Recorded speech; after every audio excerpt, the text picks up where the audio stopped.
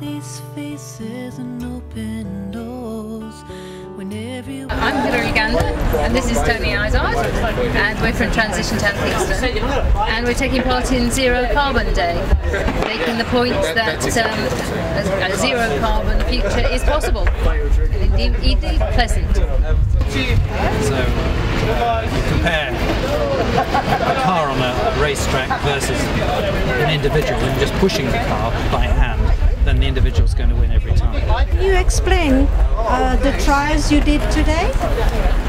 Yes, we've been running time trials, so different modes of transport. So we had a BMW without the benefit of its engine, so we were pushing it against a skater on rollerblades, and several skateboarders and a few bicycles. We're going to get some publicity in the papers, which will get people thinking about using self-propelled transport, getting around ways that you can actually get around quite quickly without having to burn fuel to get there. Well, I think the thing to do is to have lots of fun events, each with a small message, and to present it in a positive, not a negative light.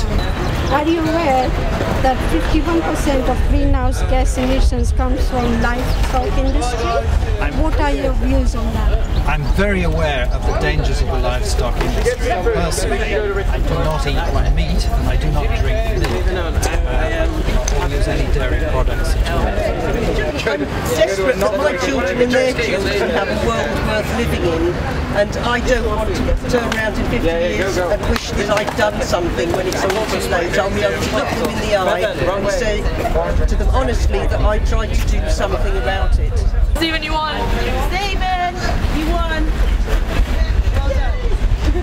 And I came second. I mean, I guess to cut down traffic on the roads and stuff like that, because a lot of people take short journeys, so it's better to do it on something that's free and clean. I was very happy to take part, and even happier to come second, since bicycles are the most efficient form of transport known to man, so they should. So would you like to tell me how you've been a part of today?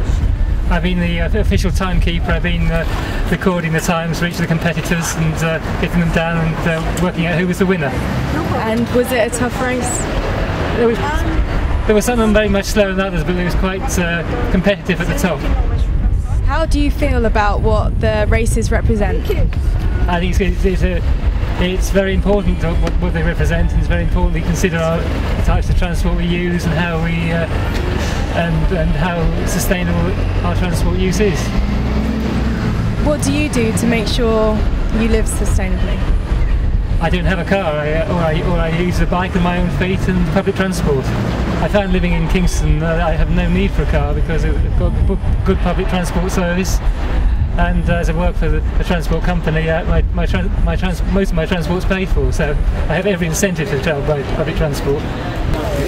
Our intention is to make the future town of Kingston a better place to live, even though there's far less fossil fuel.